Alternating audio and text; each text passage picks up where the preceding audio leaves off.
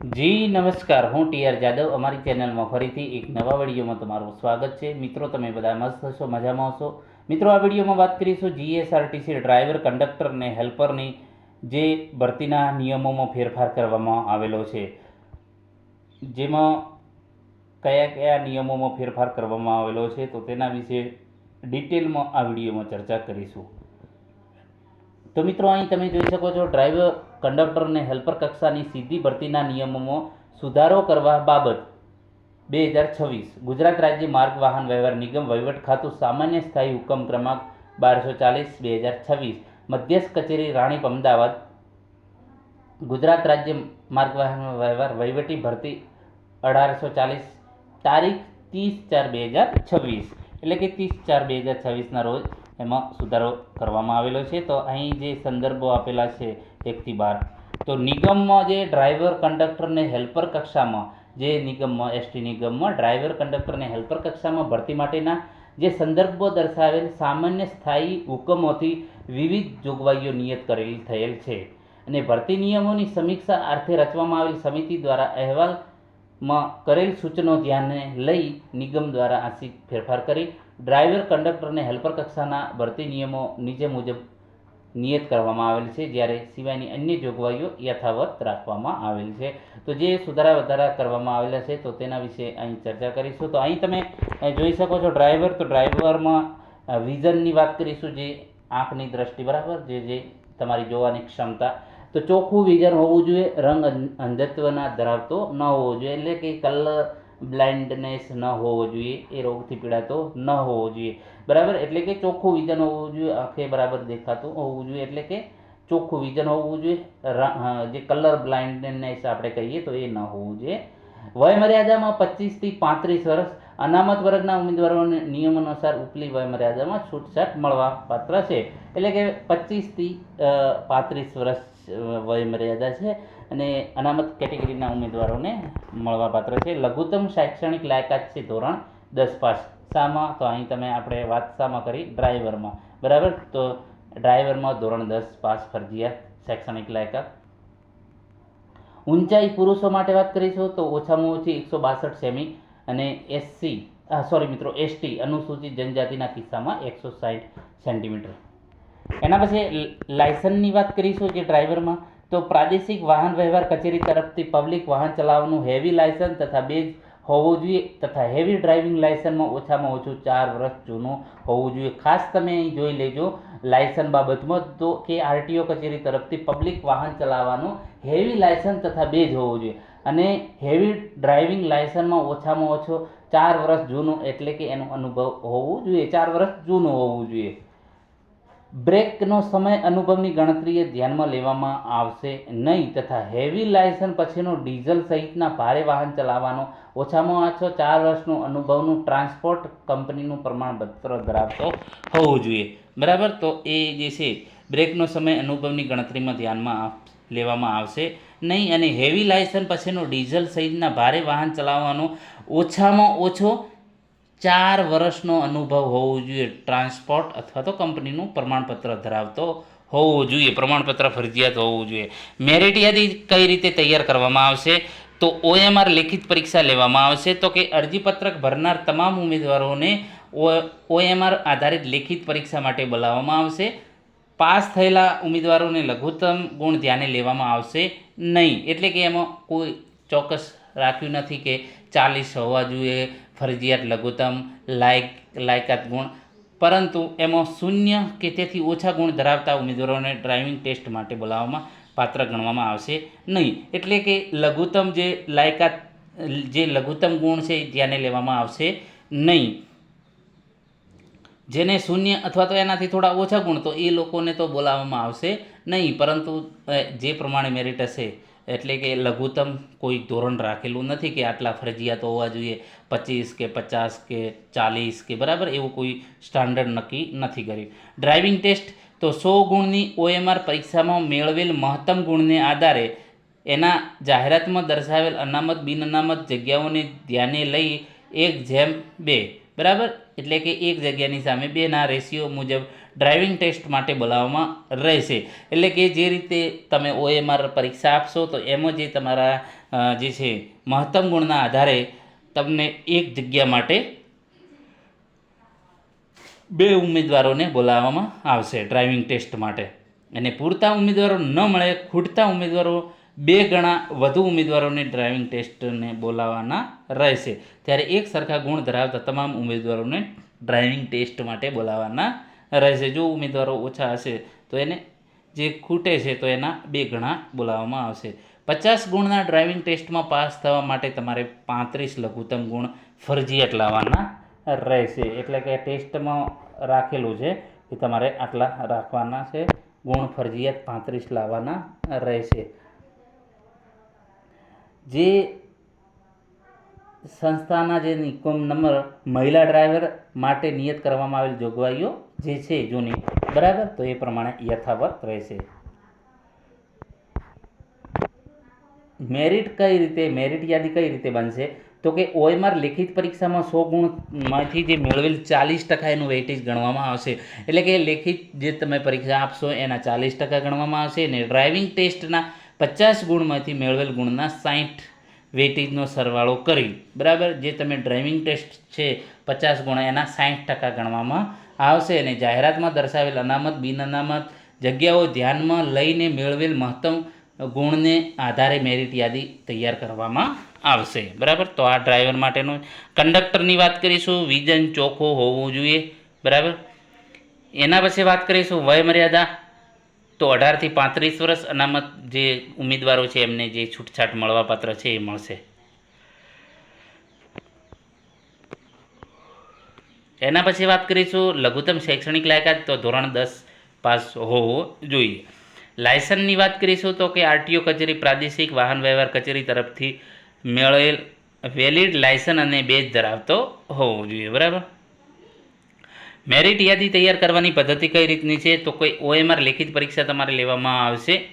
એ માટે લેખિત પરીક્ષા માટે બોલાવવામાં આવશે. જે પણ અરજીપત્રક ભરનાર તમામ ઉમેદવારોને પાસ થવા માટે લઘુત્તમ ગુણ ધ્યાને લેવામાં આવશે નહીં, પરંતુ 0 અથવા તો તેથી ઓછા ગુણ હશે તો એમને દસ્તાવેજ ચકાસણી માટે બોલાવવામાં આવશે નહીં.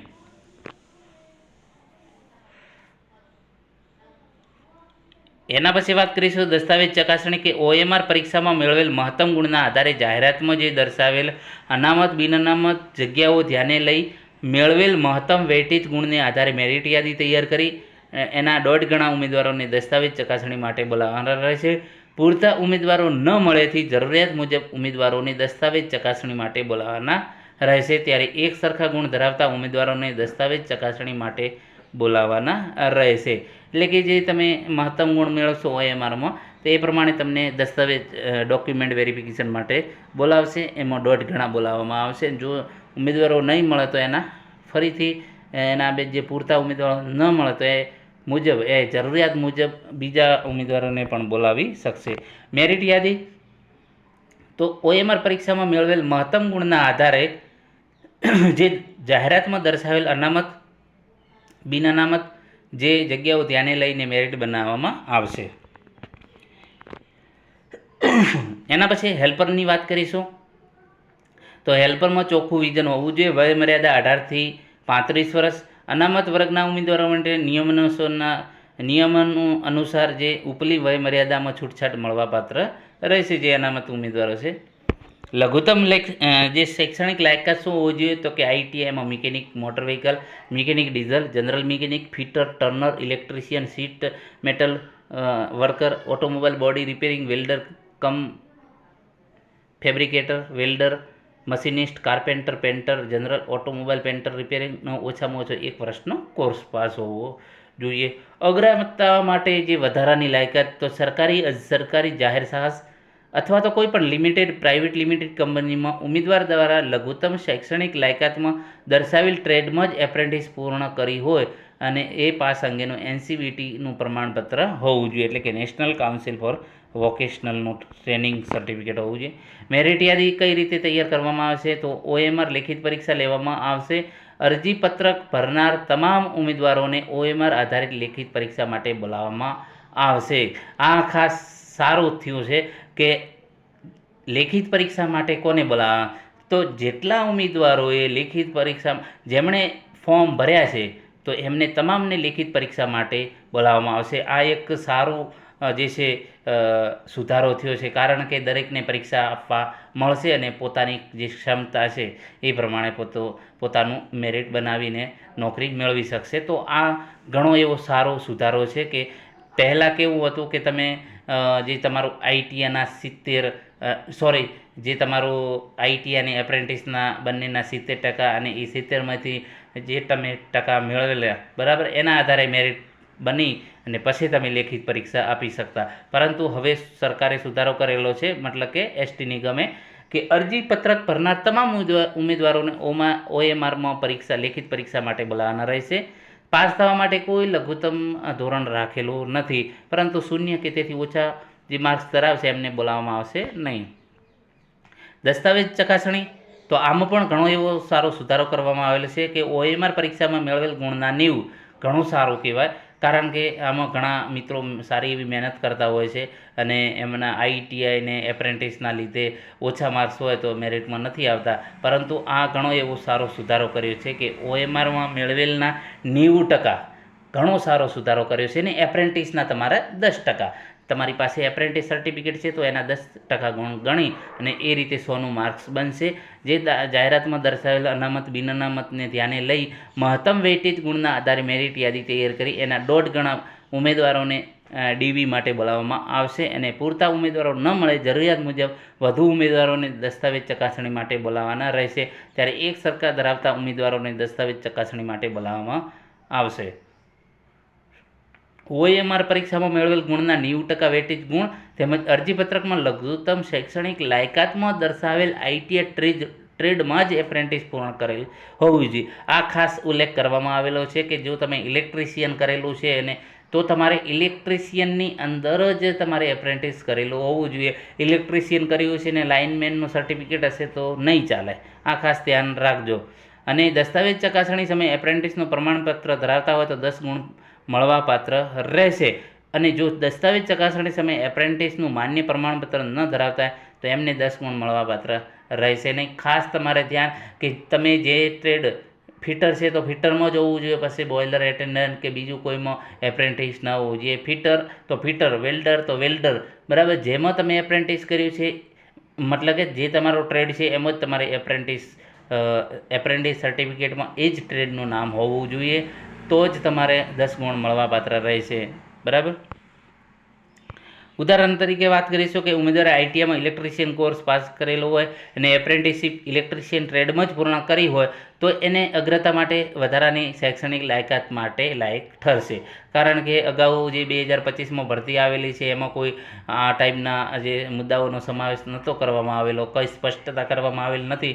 તો એ માટે છોકરાઓ મતલબ કે એમને છેલ્લી ઘડીએ એમનું નામ રદ કર્યું અને હાલ એ જે ઉમેદવારો હાઈકોર્ટના શરણે ગયેલા છે, બરાબર. તો એ કેસ પેન્ડિંગ મતલબ કે ચાલુ જ છે. તો એ માટે હવે સરકાર મતલબ કે GSRTC અગમચેતી આપી દીધી છે કે ભાઈ આ રીતનું હશે તો નહીં ચલાવી લઈએ.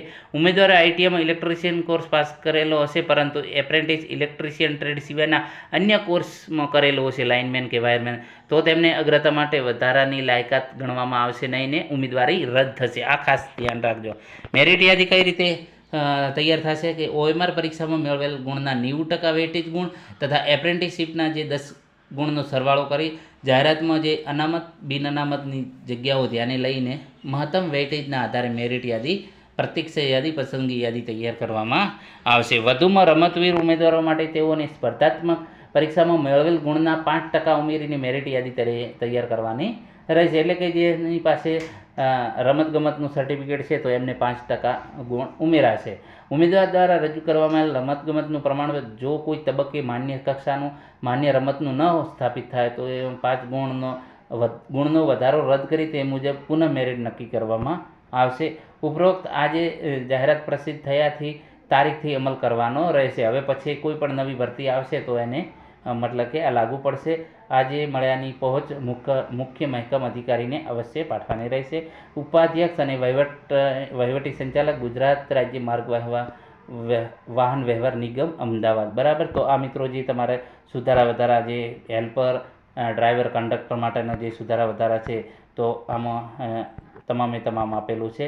ઘણા એવા સુધારા પણ કરવામાં આવેલા છે જેથી કરીને અન્ય ઉમેદવારોને પણ લાભ થાય. જે રીતે આપણે વાત કરીશું જીએસઆરટીસી હેલ્પરમાં પહેલાં જે અગાઉની ભરતીઓમાં જે તમારું આઈટી અને એપ્રેન્ટિસના માર્ક્સ ગણાવીને તમને લેખિત પરીક્ષા માટે બોલાવવામાં આવતા, પરંતુ હવે એ કાઢી નાખ્યું છે અને દરેકને જે પણ ફોર્મ ભરશે એમને દરેક ફોર્મ મતલબ કે દરેક પરીક્ષા આપી શકશે. OMR બેસ્ટમાં બેસ્ટ આ સારો એવો મતલબ કે સુધારો કર્યો છે. તો મિત્રો કંડક્ટરની આ 10-15 દિવસમાં 100% ભરતી આવી જશે.